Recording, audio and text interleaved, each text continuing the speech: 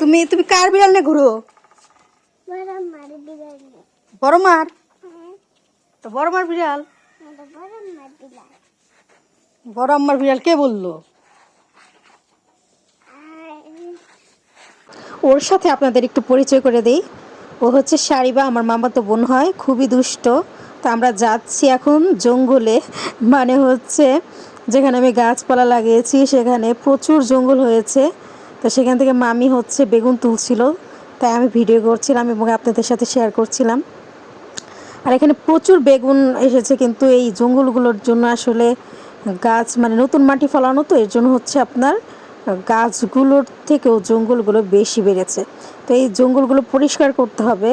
এখন এই জঙ্গল পরিষ্কার করার জন্য আমাদের একজন লোক প্রয়োজন, কিন্তু এখন দেখা যায় যে সিজনালি কোনো মানে কাজ থাকে বেশি, এর জন্য আসলে লোক পাওয়া যায় না।